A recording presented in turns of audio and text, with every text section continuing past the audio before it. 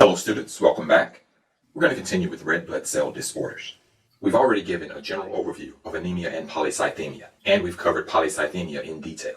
In this lecture, we'll cover the 3 causes of anemia, and in the next lecture, we'll discuss one of those in detail. Many of the components needed in this lecture have already been drawn. However, there are a few new components we'll need to illustrate. Let's first show the components that we've already drawn, and then diagram the new components.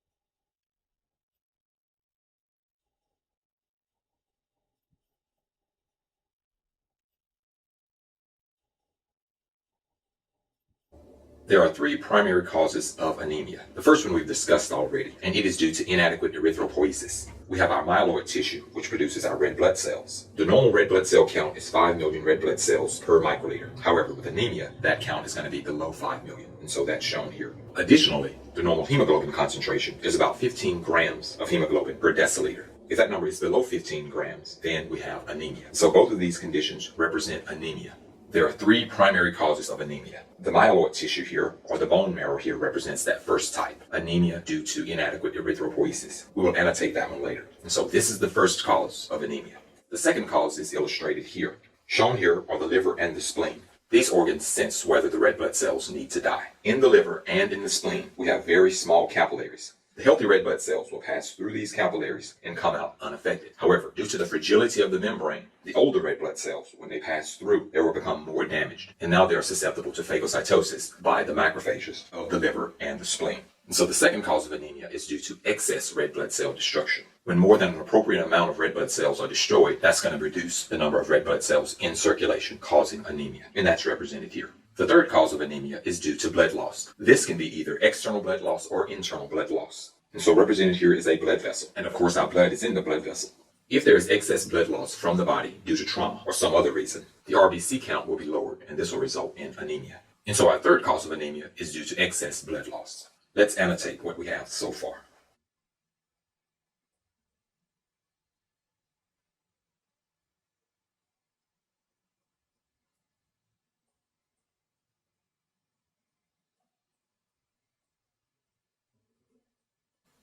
Shown here, we've annotated the 3 causes of anemia. The first one is due to inadequate erythropoiesis. In this case, the myeloid tissue fails to produce enough red blood cells, and our red blood cell count is below 5 million. The second one is excess red blood cell destruction. Red blood cell destruction happens normally within the body. However, when it occurs excessively, this results in anemia, and we have a red blood cell count lower than 5 million. The third cause of anemia is excess blood loss. If excess blood is lost from the body, either externally or internally, this results in a lowered RBC count and anemia. And so these are our 3 primary causes of anemia. 2 of these causes have special names: excess RBC destruction and excess blood loss. Let's indicate the name for excess RBC destruction.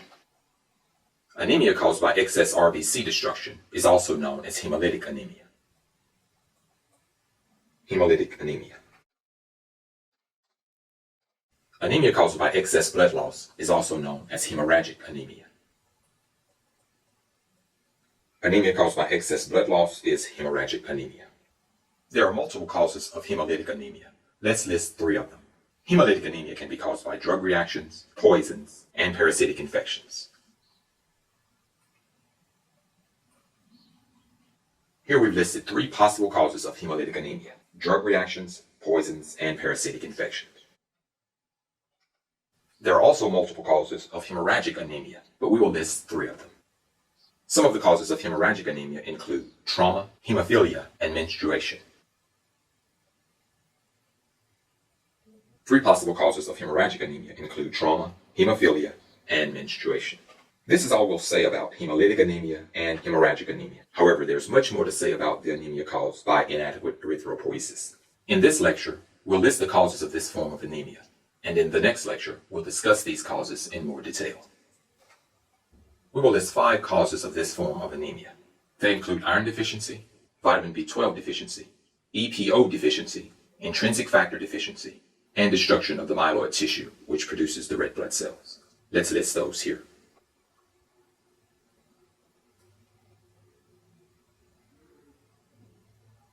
Causes of anemia due to inadequate erythropoiesis include iron deficiency, vitamin B12 deficiency, EPO deficiency, erythropoietin, intrinsic factor deficiency, and destruction of the myeloid tissue, which produces the red blood cells. That's all we'll say about these for now, and in the next lecture, we'll discuss these in more detail.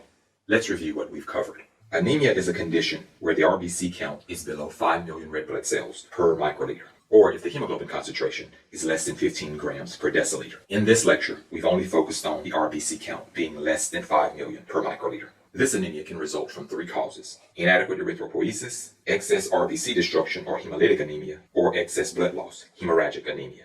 Anemia due to inadequate erythropoiesis can have 5 possible causes: iron deficiency, vitamin B12 deficiency, EPO deficiency, intrinsic factor deficiency, or destruction of the myeloid tissue, the red bone marrow. For hemolytic anemia, we've shown 3 possible causes: drug reactions, poisons, and parasitic infections. For hemorrhagic anemia, we've also shown 3 causes: trauma, hemophilia, and menstruation. These are the 3 possible causes of anemia, or the 3 categories of anemia: inadequate erythropoiesis anemia, hemolytic anemia, and hemorrhagic anemia. I've overlooked a few items. Before leaving this lecture, I'd like to indicate 3 additional items. 2 of them are terms, and 1 is simply an annotation. The first 2 deal with hemolytic anemia here. The normal destruction of red blood cells is known as hemolysis. So under normal conditions, our red blood cells undergo hemolysis. So let's indicate that here. Hemolysis is normal red blood cell destruction. Shown here is a red blood cell attempting to pass through a very small capillary. It is difficult to see the capillary here, so we'll show the capillary without the red blood cell.